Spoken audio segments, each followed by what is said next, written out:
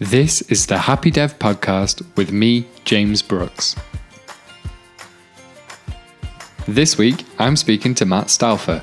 If you're in the PHP or Laravel world, then Matt needs no introduction. Hi, Matt. Hey, how's it going? You're very good, thanks. How are you? I'm great, thank you. For those of you who don't know Matt, let me introduce him quickly.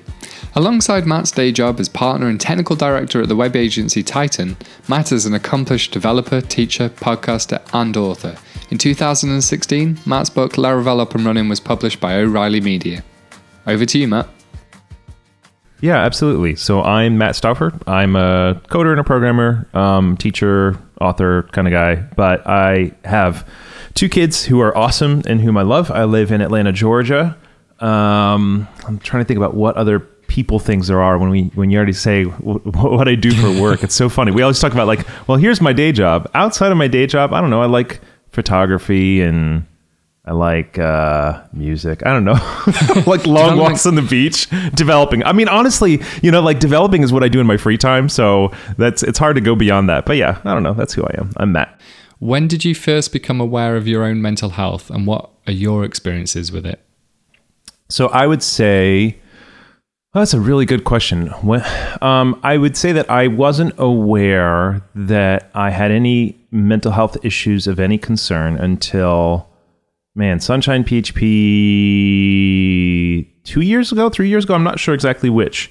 And I started feeling, so it was a really high stress time in my life and happened to be at a conference, which wasn't very high stress. But I was at this conference. It was about 6 hours away from home, and I started feeling tingling up and down my left arm, and very strange stuff. Had no idea what was going on, and started making me really nervous. And I spoke to a few friends, one of whom was really helpful and said, "Oh yeah, that's a common sign of anxiety disorders, so stress and anxiety. Here's a whole bunch of links that will help you research it." And this friend was a programmer, so they knew kind of my mindset that I wanted to research it. And here's some things that I've done that have helped me. And that one person really kind of took it from, am I dying? to... Yeah. Is that a heart attack? Yeah, really. And I was Googling things like that. And to saying, nope, this is a thing. And I said, wow, I didn't know I had an anxiety.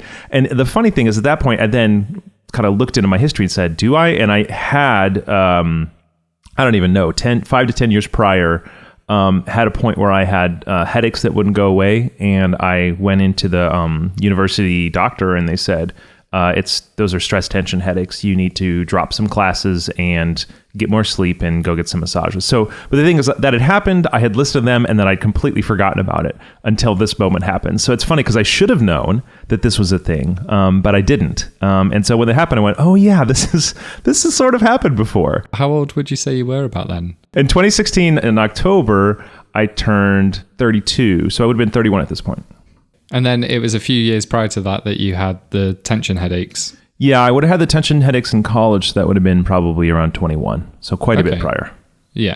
And then nothing in between really No. I mean, not to say that I didn't have any experiences of it, but nothing cognizant, nothing at the top of my brain where I thought, oh, this is something that, is a part of my life. And do you think there was a turning point when you did come to realize that you have your own mental health? Do you think that changed the way you perhaps perceive things or other people? It definitely changed how I perceive myself. In terms of how I interact with other people, I'm pretty happy to say that I have honored and respected the experiences of mental health issues for not my whole life as well as I hope I would, but at least since running Titan. So we started Titan in 2011, and understanding the way mental health is just as important of concern as physical health has been one of the hallmarks of our company. And so that is something I can at least say that since 2011, I'm pretty proud of really looking at other people and their difficulties with any kind of mental health issues as something that's significant. So I don't think experiencing my own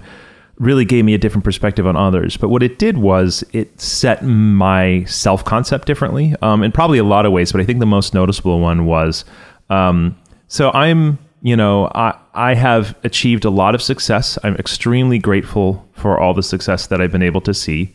I've got a beautiful wife, wonderful kids.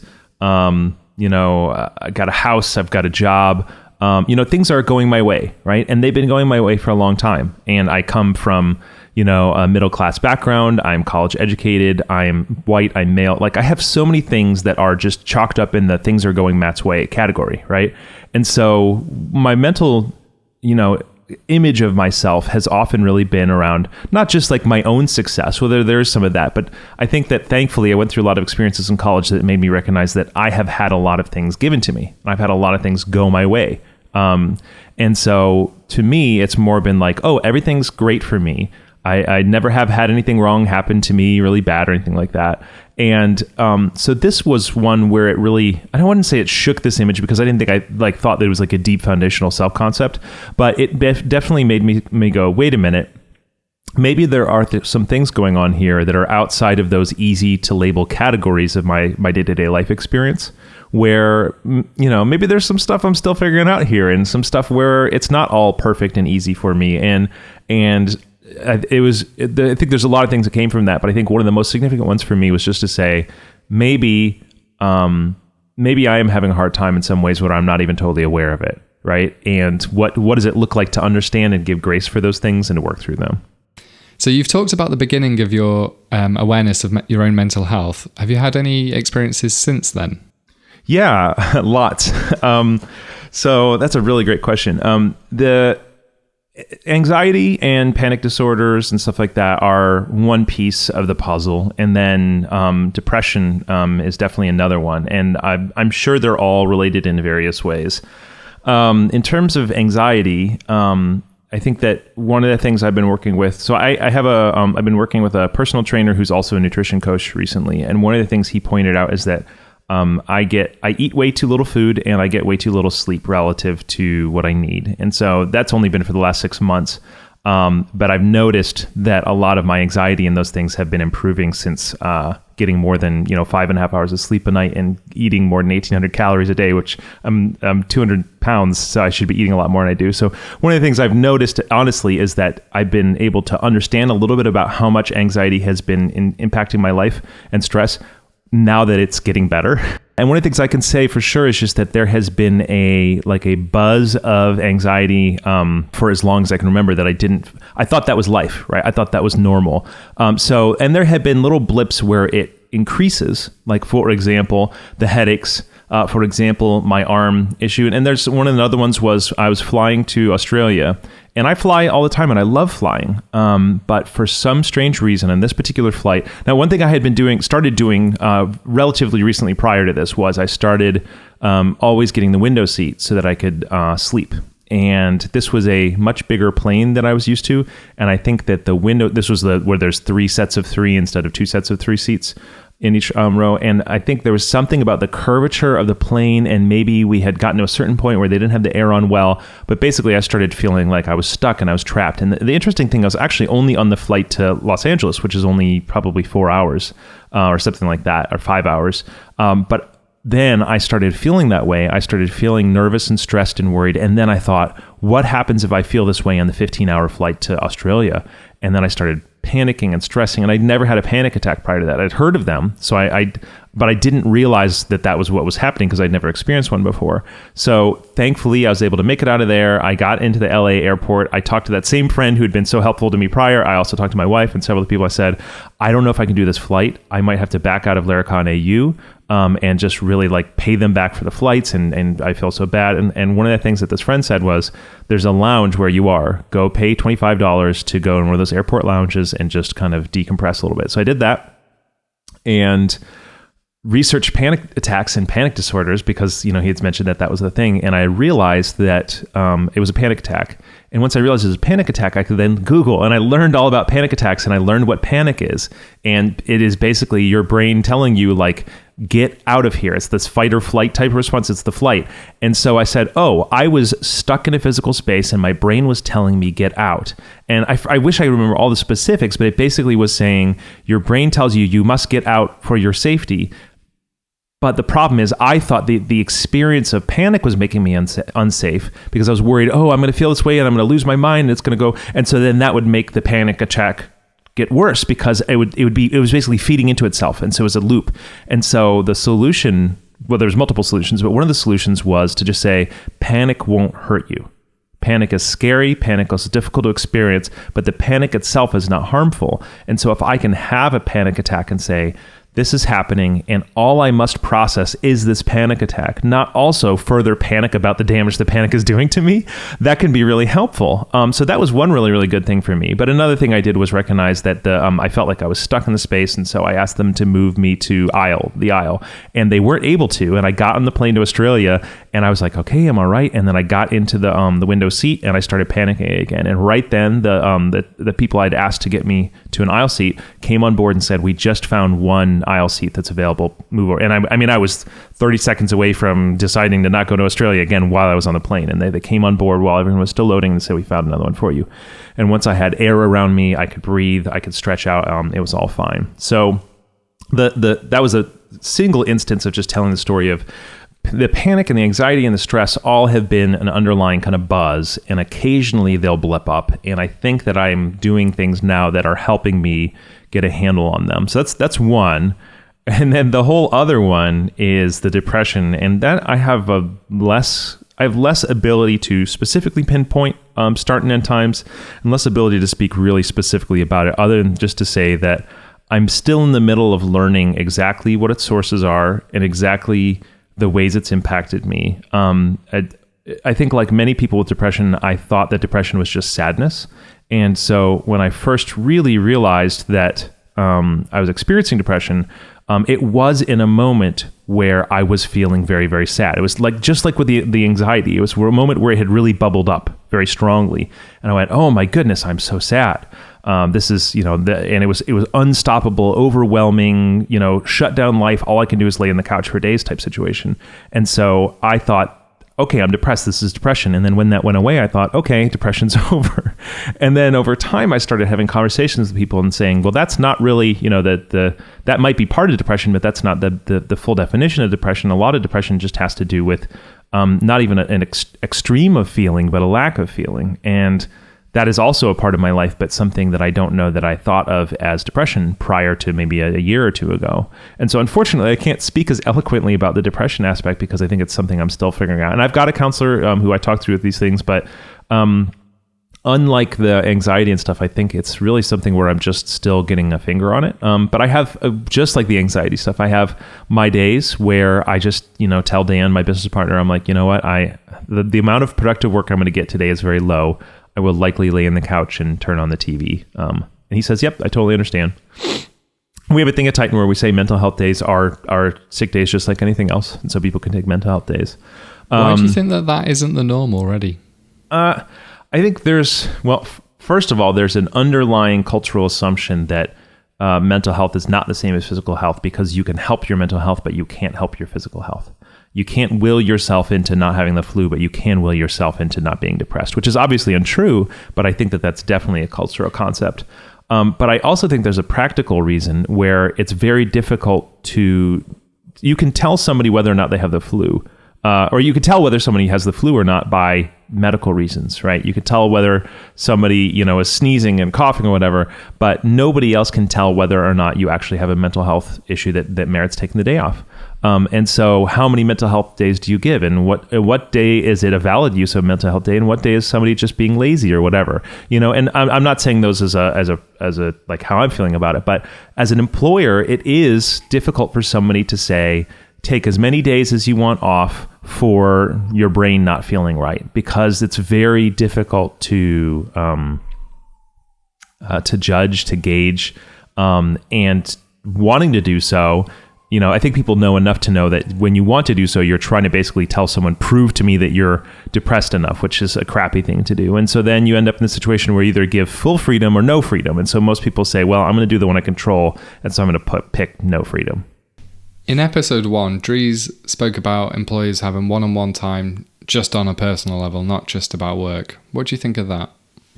Interestingly, there are some people whose either personality or mental health issues actually makes them not enjoy one-on-ones. And so there's something there, I would say, that's in some ways, at least, that's tied to somebody's personality. I think they should do them anyway. But there's some people who dread one-on-ones because it's very direct, very, not confrontational, but, it's not casual. It's very intense, direct conversation with somebody. And there's some people for whom that's stressful. That doesn't mean they shouldn't do it, but I don't think that you can always say, and I don't know what Dries said because I have not heard his interview yet. I'm sorry. But I would say that, I agree that one-on-ones are good. And for someone like me, one-on-ones are extremely valuable for the level of connection and for feeling understood. But I also want to recognize that there is a little bit of a diversity in terms of people's experience of just how enjoyable one-on-ones are. I would say that if we're talking about the conversation about how a company can consider someone's mental health, I would say that the number one thing is to be as aware as the person is interested in making you, and to be listening and to be empathetic, and to provide as much space as possible to honor that difficulties with mental health are just the same as difficulties with physical health, and to do the hard work of developing a system that allows those things to be a part of sick leave policy. And it's not easy because there's not, good and easy and tried solutions, but that's true for sick leave as well. If you've got 15 days of sick leave and somebody's sick for, 35 days, how do you handle it? And these are all things we've run into at Titan, and we currently are always adjusting our policy a little bit each time we learn something new, but we're also always dealing with each circumstance on a case-by-case basis. So it's definitely not easy work for employers, but it's necessary. I think as well, it's important to recognize that person A's mental health is going to be very different to person B, and so on.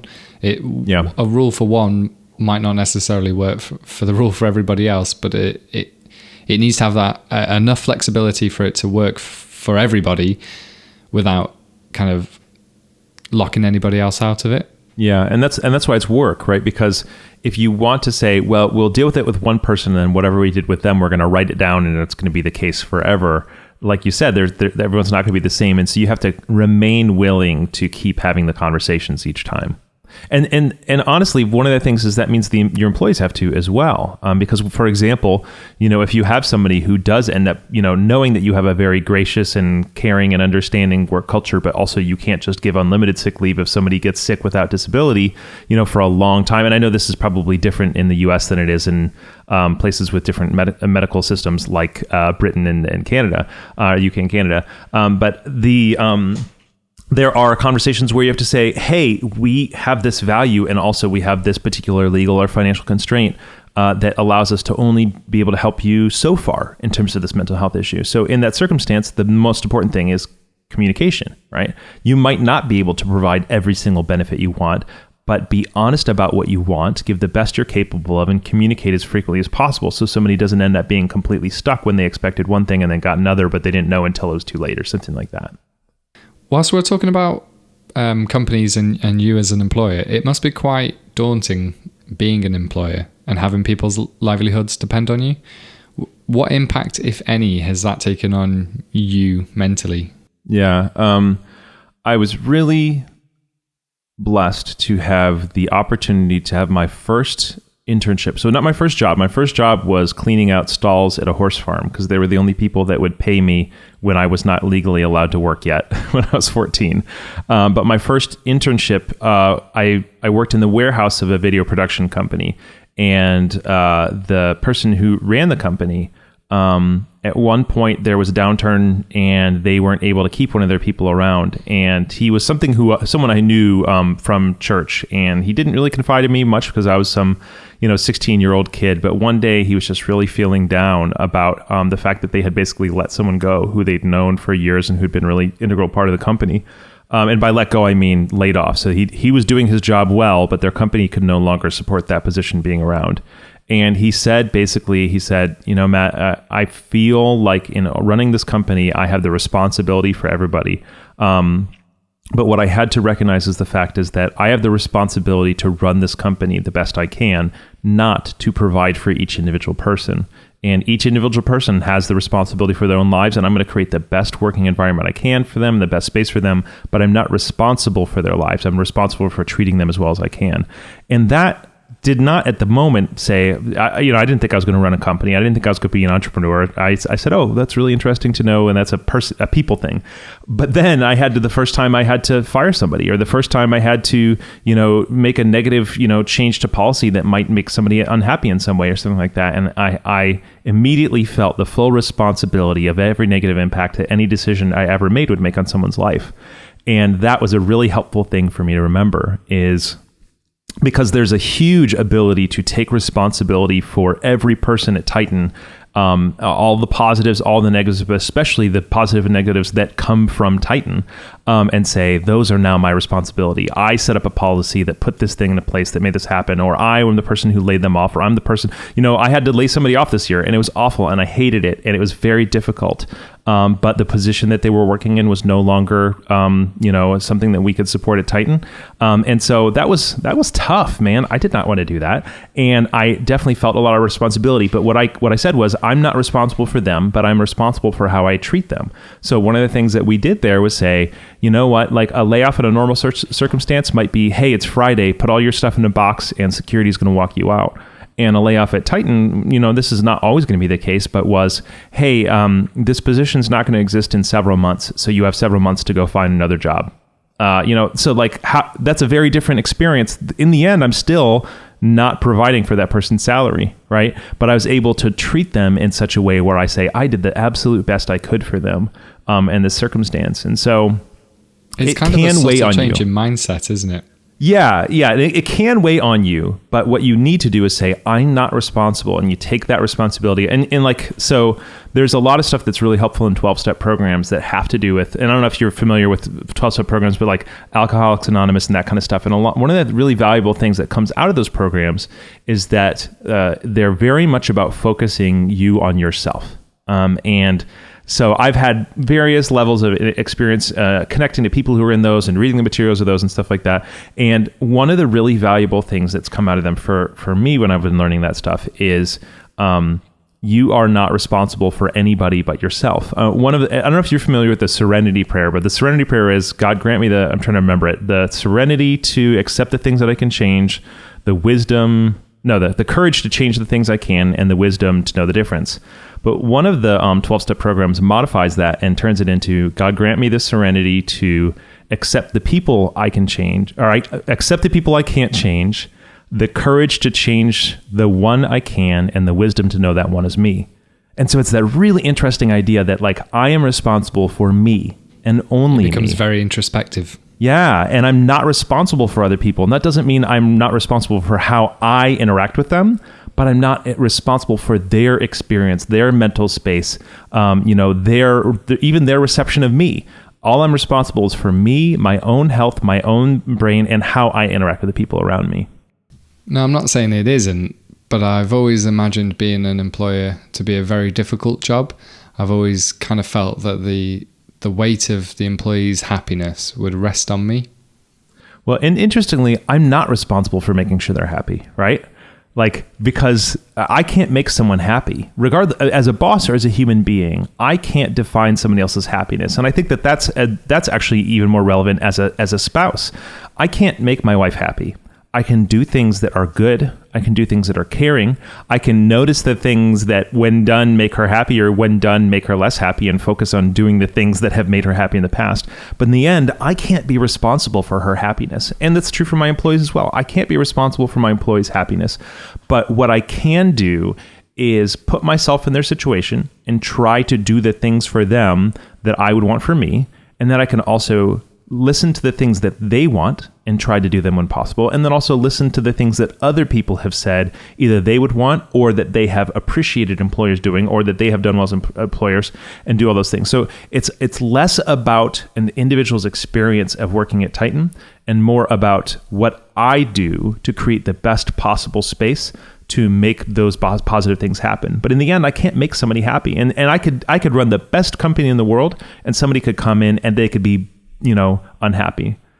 So I don't want to like harp on that too much, only just to say that it's my job to, the job I have taken is to create the best possible working experience for my employees and the best possible consulting experience for my customers. And that's kind of what we want to do. Dan and I often say we want to create the agency that we want to work for, because he and I have both worked in agencies that are your stereotypical miserable agencies where you have to work on the weekends and there's long stressful deadlines doing work that somebody else promised that you would do that you never agreed would take that amount of time. We've done that, and we don't, and they don't care about your family life and stuff like that. And we don't want that. So we said, we want to create a company that we actually want to work for.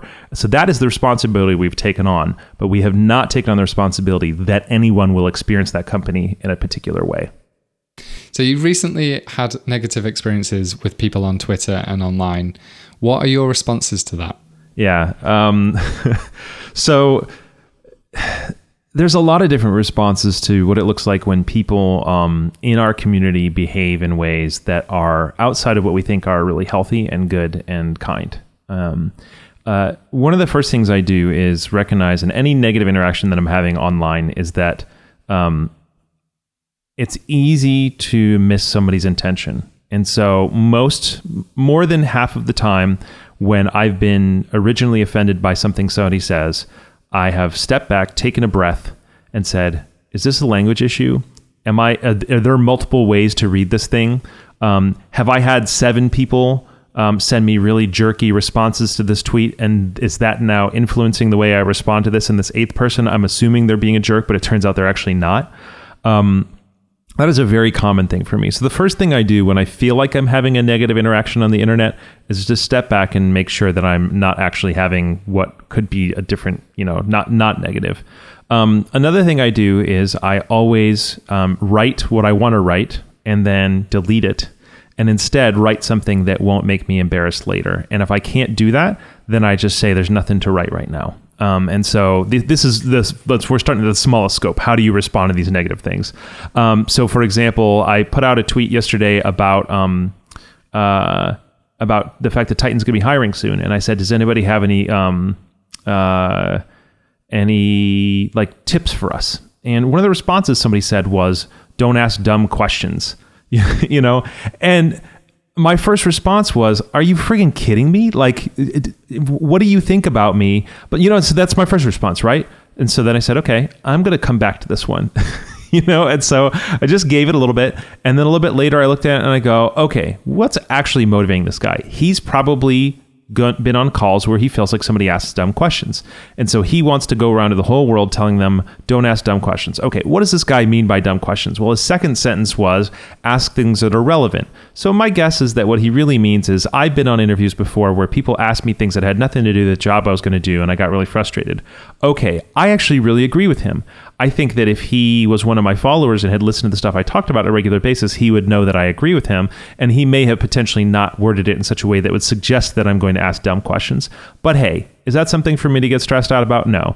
So what I did was I sent him a tweet back this morning that said something like, well, damn, there goes all my interview questions, and then like a laughing face. So disarming, funny. Now, that doesn't mean that everyone should always take the responsibility on themselves for turning some asshole on the internet. I'm not saying that guy's an asshole, but turning some asshole on the internet into like a little funny laugh thing, because a lot of people get a lot of these negative interactions, and the best and healthiest thing that they can do is block those people or be snarky to them or whatever. So each person needs to decide what their level of interaction with trolls and inconsiderate people looks like. And the more negative you get, the more you're feeling like you need to defend yourself, the more likely that someone like that guy, who's not a troll and probably not an asshole either, will have to get lumped in there for someone's self-care. So the way we interact with negative interactions on the internet has to be considered with our unique situation, with who we are as people, how many of those things we get, what our mental health looks like in that particular moment. And for example, when I had one negative response to that tweet, I had way more grace and time to step back and think about that guy than when I put out a tweet a couple weeks ago about something in Laravel where like the entire, internet decided that I was an idiot. And I got probably 70 or 80 or 90 really negative and snarky tweets in a row. Well, my ability to give each of those 70 or 80 or 90 people grace was much lower than this one guy. So I still did things to try and protect myself, right? I only responded when I felt like I could respond in a way that was in line with stuff that would not make me feel shame later. That's for protecting me. I therefore did not respond to a lot of them. But I also worked as hard as I could to try and give grace and consideration to each person. But it was very different then. And I have friends who get that kind of stuff like in the realms of 100 responses on a daily basis, and almost all of them are women, and majority of them are women of color. And so I just want to say straight out, the standards that we can apply to how to respond to negative people on the internet are going to be different based on the circumstance, based on the day, based on what people have. That said, I would say that it's not just a matter of how I respond to those people, but also how we treat those people in our community. And so one of the things that I have sort of like self-appointed in the liberal world is to try and help us all be nice and be considerate and be loving and caring. And the hard part for me is to do that and at the same time remember the whole thing where I can't control other people and I shouldn't try to control other people like we were talking about earlier. So how do I not take the responsibility for other people, not feel like I can tell them what to do, and at the same time try to create a good and healthy and welcoming space? So one of them for me has been finding and promoting people who are positive. When I see people who are good and healthy and welcoming and considerate and friendly, I try to boost their messages or their audience or whatever else it ends up looking like. So I try to promote voices of people and hire voices of people who are doing good and being caring and being empathetic. I also teach. I gave a talk about empathy, and I regularly tweet and podcast about being caring and considerate and friendly and stuff like that. But also one of the things that I do is I try to, when I see negative behavior in the community, I try to, without trying to claim like I'm a leader or anything like that, I try to shut it down, or I try to redirect it, or I try to teach people how to communicate. So for example, when I see GitHub issues, in the Titan repos or in the Laravel repos that are becoming negative, those are the ones I'm most likely to jump into, and I try to redirect, or I try to gently kind of suggest a different way of going about it. So it's a careful line, right? Because I want us to all be better, and I don't want to be like the community, dad who comes in and feels like he's in charge. I'm not in charge. I have no official position, and that's not my responsibility or my job. But I also want to be a part of making that change happen in the community. And so it was a little weird when I had, one big circumstance where somebody was threatening me, and everybody kind of saw it. And thankfully, in that moment, I didn't respond at all. And it was a really good moment for me where somebody threatened me physically on Twitter, and I didn't send a single response. First of all, because I couldn't think of a single healthy way to do that. And second of all, because it was really kind of scary, man. Like no matter whether or not you think that person is really going to harm you, when someone like records a video of them threatening physical violence, it impacts you in ways that your conscious, mental, rational brain is not fully able to control. And so in a way it becomes fight or flight again, doesn't it? Yeah. And it just, there's just a level of, just kind of like, oh, somebody really wants to harm me. And, that person could find me if they wanted to and harm me, kind of thing, or at least try to harm me. So that's an experience that most of us are not used to. I'm certainly not used to. But what was really helpful for me was the fact that the community around me didn't sit around and say, oh, yep, that's what life is like. People are jerks on the internet. A large swath of people came out and said, that's not acceptable. Don't do that. Here's why this is bad. And that response of other people who could have said, well, that's not my responsibility. I can't control other people. They came in and they said, that's not okay. That's not how we treat people. And their responses made my experience of that completely different. If that threat had happened and there had been no response, it would have had a drastically worse response for me or experience for me mentally than than what really happened, which was I had a full community rise up around me and support me, and people I didn't even know, just saying like really making me feel cared for and validated in my experiences and stuff like that. And so there's a big impact that we can have, and I don't think that a lot of the people who said something realized that they were really a part of like my sanity during that moment. And so it is important for us to kind of take the onus on ourselves a little bit to try and kind of watch out for each other. To finish off each episode, Matt, I like to ask each of my guests one final question, and that is, what makes you a happy dev? Well, the simplest thing that makes me happy is my kids. There's very few things in the world that give me more joy than when I come home and I open up the garage door and they can hear the garage door. And so when I'm, opening up my car door and walking in the garage, I hear thump, thump, thump, thump, thump, thump, thump. And so they come running down the stairs and Daddy, and they could try to bowl me over. And that's definitely highlighted my life, the most broadly. In terms of not just people and experiences, but like what things in general make me happy. I love coding and all that stuff, and those things do make me very happy. But my favorite part is people. My favorite part of being a programmer is the interactions I have with people, and my favorite part of running Titan is the interactions I have with people. We're trying to do good for people, and the people we're trying to do good for are our families, each other, like me and Dan, our employees, our customers, and the rest of the people in our communities. And so the fact that I get day-to-day experiences where my goal with the next hour of my life is just to teach people and to help other people, become Laravel programmers more easily, or to pair program with someone who's just learning something, or to have a one-on-one with an employee and just talk about like how Titan can be doing a better job making their lives better, or hack on something they're really excited about. The fact that a big part of my job is just caring for people and like teaching and encouraging a good and healthy community and trying to bring more people in to get the benefits of the community that I already have, like that gives me a lot of joy. Like getting to fly around the world teaching people about how to be good to each other, or teaching people how to have the experiences in Laravel that I've had or whatever. Like the fact that that's my day-to-day job is really fantastic, and it really gives me a lot of happiness. It's definitely not taken for granted either. No kidding. Oh, well, it's not for me. I don't take it for granted. It's an amazing opportunity. The fact that I get paid to teach and pair and stream and all this stuff and be a positive part of the community is an incredible luxury. And I'm very, I don't take it for granted at all. Brilliant. Are there any resources or anything that you would like me to link to in the show notes at all? All right. It is called Healthy Hacker with Chris Hunt. And it's kind of just like a mixed bag thing. It's talking about some pretty interesting programming concepts, but also just things that try to make us be healthy. And so he talks about financial planning and negotiating salaries and memory strategies and writing good pull requests and conference speaking and just all this. It's this very just a kind of random mixture of things, but it's for someone who thinks a lot about how to do our jobs in a healthy way. So that's a really cool podcast. I mentioned 12-step programs before. I think that it's underappreciated how much wisdom is embedded in 12-step programs. And there's some things that are similar across all of them and some things that are unique.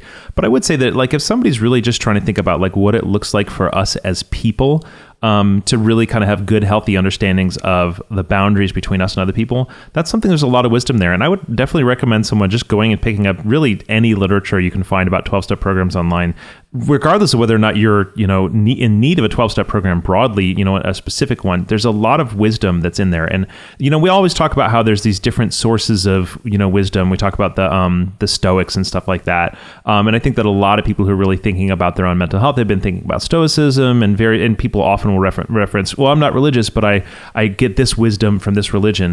And I think the 12-step programs are one where people have not seen the wisdom of there as much. So I would definitely encourage folks to go just take a good quick look at what the 12 steps are and whether there might be some value in kind of thinking through those things a little bit.